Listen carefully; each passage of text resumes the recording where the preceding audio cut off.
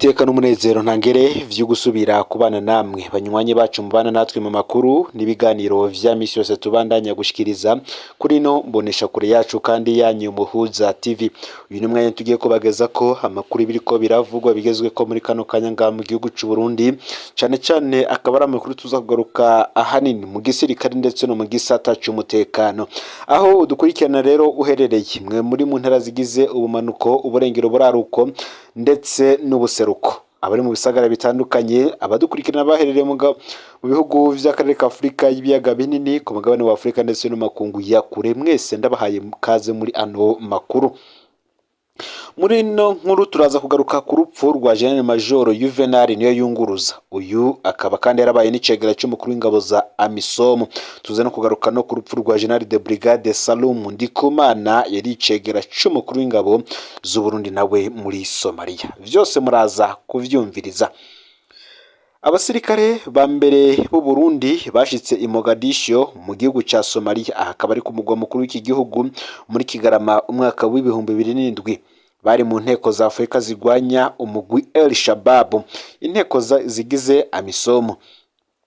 Uretse Uburundi, ibindi bihugu vyarungitse abasirikare muri Somalia ni Uganda, Kenya, Djibouti ndetse n'igihugu ca Ethiopia. Igihe abasirikare b'u Burundi bagenda, haradutse impari mu gihugu kubera barungitswe inama nshingamateka itabimenyeshejwe, kandi nibwirizwa shingiro ryategeka ko ingabo z'u Burundi zirungikwa hanze inama nshingamateka ibimenyeshejwe. Muri Somalia rero Uburundi bumaze kwaburira abasirikare benshi, ariko impfu zabo zimera nk'ibanga ridasanzwe, aho mu bindi bihugu umusirikare apfiriye mu bikorwa yarungitswemo hanze yatahukanwa mu iteka, akakirwa n'umukuru w'igihugu ku kibuga c'indege, akavuga ijambo rikomeye, mbere akanambikwa ikidari n'aho ataba kiri muzima. Ivyo rero siko vyari bimeze. Ngiteka ry'umusirikare ntiriboneka, igihugu ntikizi kubahiriza no gushimira abacigura. Gushika uyu munsi abarundi ntibazi igitigiri c'ingabo zose Uburundi bumaze kuburira mu gihugu ca Somalia. Nk'ico ni ikintu gisanzwe twobaye tuzi twese, kandi hakaba n'imyanya bibukwa. Abarundi batangaye cane igihe habuze ingabo zibiri zo mu rwego rwa generali. Uwatanguye kwitaba Imana yabaye General de Brigade Salum Ndikumana. Nkuko nababwiye kubageza ko ivy'ingene impfu z'abajenerali babiri bose nagarutse ko imbere amazina yabo zagiye ziragenda. Uyu Salum Ndikumana yarafise ipete rya General de Brigade, uyu kandi yahoza guhana muri CNDD-FDD, akaba kandi yegere cyane Petero Nkurunziza ku rugamba, bikavuga ko yoba yaranamubereye uwo mucungera ubuzima, kandi yoba yaranamutabaye kenshi agira yicwe. Kumbure ngo ni navyo vyatumye Salum Ndikumana arungikwa mu bambere muri Somalia, akagenda nafise ikibanza c'iteka nk'icegera c'umukuru w'ingabo z'u Burundi muri Somalia. Amaze kugerayo, Salum Ndikumana yoba yababajwe cane n'akarenganyo yabona kajanye n'ingene abasirikare bibwa amafaranga yabo bagenewe, kubera we yarazinanye na Perezida Nkurunziza. Yoba yaragarutse mu Burundi kwibariza ibijanye n'ako karenganyo, aho rero yoba yaranagabishije ko bidahagaze azogumura abasirikare. Asubiye inyuma ntiyashitse, indege imujanye we n'abandi basirikare babiri aribo Colonel Emmanuel Nayubu na muganga Capitaine Pamphile Nkurunziza yaguye mu kiyaga Victoria mu Buganda kwigenekerezo y'icenda ntwarante umwaka w'ibihumbi 2009. Ibiziga vyabo vyaratahukanwe. Ico gihe ngo umukuru w'igihugu ntiyigeze aja kuvyakira, kandi ntiyigeze aboneka mu muhango n'umwe wo kubasezera no kubashingura, nta n'ijambo yigeze abavuga ko. Inyuma y'amezi 3 gusa, General Major Juvenal Niyoyunguruza yari icegera c'umukuru w'ingabo zose za AMISOM, nawe yarahitanywe n'igitero cakozwe na Al Shabab ku kibuga c'indege ca Mogadiscio kwigenekerezo y'17 Nyakanga umwaka w'ibihumbi 2009. Ivyo vyanabaye mu gihe Juvenal Niyoyunguruza yararangije ikiringo ciwe, ariko yitegurira gutaha. General Niyoyunguruza we yari yahoze mu gisirikare ca kera ex-FAB. Igihe nawe nyene atahukanywe, umukuru w'igihugu ntiyigeze aja kumwakira, ahubwo yabonetse uwo munsi kumbonesha kure, ariko aritamira mu ishengero. Izi nyifato ngo ziratangaje cyane mu gihe umukuru w'igihugu ari we arungika ingabo hanze, yobaye wa mbere yereka imiryango ko yitwararitse ubuzima bwabo arungika mu ntambara hanze y'u Burundi. Ikindi kandi kibabaza cyane abaja muri ivyo bikorwa vyo kugarukana amahoro hirya no hino n'ingene bibwa amafaranga baba babiriye icuya. Uretse amafaranga bakatwa ku nguvu icese, hongera ko ivyo kubahemba mu marundi kandi umushahara wabo uza mu madolari, nazo nyene bikaba babanje kubavunjira ku giciro gito cyane gikoreshwa muri BRB. Abasirikare baharuye basanga bahembwa inusu y'amafaranga bagenewe muri ivyo bikorwa. Ikindi kandi kibabaza aba basirikare n'ingene bagenda atadufaranga dukwiye bafise kandi bakamara amezi menshi badahembwa, bigatuma rero bafata amadeni y'umurengera ku bantu babaka inyungu zidasiguritse, ivyo bita kumena amaso.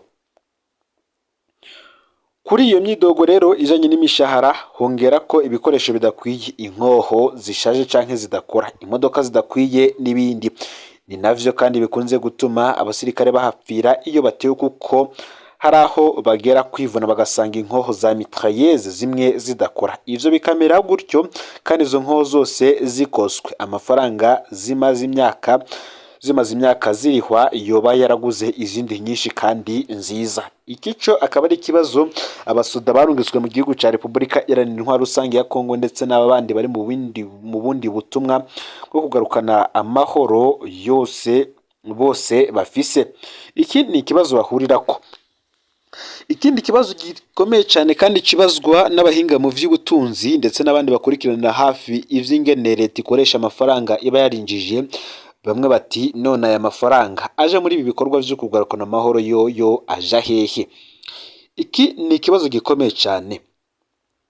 Igihugu kirakura amafaranga menshi cyane mu bikorwa vyo kurondera amahoro muri Somalia ndetse n'ahandi hatandukanye. Hari amadolari amajana 200 akatwa buri musirikare wese buri kwezi, mu gihe Burundi bwagiye buraba bufiseyo abasirikare barenga 5,000, aho Uburundi rero bukaronkera imiliyaridi zirenga 20 buri mwaka. Hari kandi amafaranga akoswe ibikoresho vyose vy'igisirikare biri muri ivyo bihugu. Amakuru adusumira ngo ibikoresho vyatererewe Uburundi kugira bukwize ibisabwa. Bimwe muri ivyo vyoba vyaramaze igihe vyitwa ko ari ivy'umutegetsi tutavuze izina, maze amara imyaka yiha amafaranga bikoswe. Ico kirasaba amatohoza. Amafaranga ava muri AMISOM yaramaze imyaka myinshi atandikwa mu mafaranga leta ikoresha, naho Orukome yaguma isemerera, umuntu akibaza iyo ayo mafaranga yajanywe. Mu mwaka w'ibihumbi 2014 Orukome yari yamirije umugambi wo kugura indege irerura umukuru w'igihugu hakoreshejwe mu buryo bunyegeje. Amafaranga ya AMISOM be n'amafaranga yoba yatanzwe n'ishiramwe ryacukura ubutare bwa nikeli imusongati. Ivyo bikaba biri no mu vyatumye ibiro vy'umukuru w'igihugu biva mu gacerere. Biremera ko indege koko yaguzwe miliyoni 8 z'amadolari, ariko ico gihe umuvugizi w'umukuru w'igihugu yari Leonidas Atungimana yaranse kugira ico avuze ku bijanye niyo ayo mahera yavuye. Yagira ati nzobishura niyo nitwabona iyo ndege. Ngo nankeka Leonidas Atungimana yari yamaze kubona ko harimwo amanyanga. Bukeye kabiri umuvugizi wa leta Philippe Nzobonariba yamenyesheje ko indege yarishwe n'abagenzi b'u Burundi, ikinyoma. Akaba hari bamwe mu bafise ivyemezo vyerekana ingene wari umuyobozi mwishikira mu biro vy'umukuru w'igihugu General Alain Guillaume Bunyoni yatanze amategeko yo gusohora amahera ajanye n'ivyo kugura iyo ndege. Amafaranga yakuwe kuri konte ijako amahera ya AMISOM nk'uko amatwi adusumira abitubwira. Ico gihe General Alain Guillaume Bunyoni tubibutse ko yari umuyobozi mwishikira mu biro vy'umukuru w'igihugu. Ni nako kandi iyo ndege abarundi bararindiriye imyaka 2 yose ko bayibona. Kwigenekerezo ya 15 Kigarama umwaka w'ibihumbi 2016 indege Gulfstream 49U BKB yahavuye yarara i Bujumbura, bayisize idarapo ry'u Burundi n'ikimago ca Repubulika. Aho ishikiye amafoto yarafashwe, amatangazo y'abategetsi yarakozwe, ariko uruhendo rwamaze umwanya rumara. Kugira isohoka igihugu mu mwaka w'ibihumbi 2017 harasohotse itangazo ry'inama shikirangaji rivuga ko mu ntumbero yo kugabanya amafaranga yo kubungabunga iyo ndege igiye kuza irakoteshwa hanze kuba bishoboye. Indege ibiragiye ntirasubira kugaruka. Perezida Varisito Ndayishimiye yirirwa aripakiza kandi vyitwa ko Uburundi bwaguze indege irerura umukuru w'igihugu. ku mbuga ngurukanabumenyi biroroshe kumenya indege yose aho igeze na beneyo. Amashusho yayo yo mu mwaka w'ibihumbi 2021 bene n'umwaka w'ibihumbi 2022 ayerekana indege Gulfstream IV-9U BKB itagifise vya bimenyetso vy'u Burundi kandi yanditswe ku bandi. Ese yoba yaragurishijwe ryari angahe? Vyakozwe gute? Aha rero ngo niho benshi babonera ingene amafaranga abasirikare babirira akuya bakanatangira amaraso yibwa icese n'akarwi gatoya k'abategetsi bo hejuru. Abasirikare bagira kutubahwa, bakagira kwamburwa utwabo n'utwo bibwe, ntihagire umenya iyo duherera. Iki akaba ari ikibazo gikomeye cyane n'ubundi kibonekeza iyo hageze kuri izi dosiye z'abasuda b'u Burundi baba barungitswe kugarukana amahoro n'umutekano mu bindi bihugu bitandukanye, cyane cyane ivyo mu karere ndetse n'ivyo hanze y'igihugu c'u Burundi. N'ibindi vyinshi rero biriko biravugwa ndetse n'andi matohoza azogenda akorwa navyo tuzobibagezako. Aya n'ayandi rero yose turiko turabategurira ryose ni mu kanya. Ufyonde subscribe canke sabone niba utari wafyinda ko kugira ngo utoje ucikanwa n'ayandi dushikiriza, kandi usangize ano makuru bagenza aho bari hose kugira ngo nabo baje barashikirwa nibiba biriko biravugwa bigezwe ko ngaha mu gihugu c'u Burundi, hanze y'imbezi igihugu c'u Burundi ndetse no makungu ya kure. N'umuhuza TV Imana iba hezagire ibikorwa vyanyu vya misi yose muriko murakora.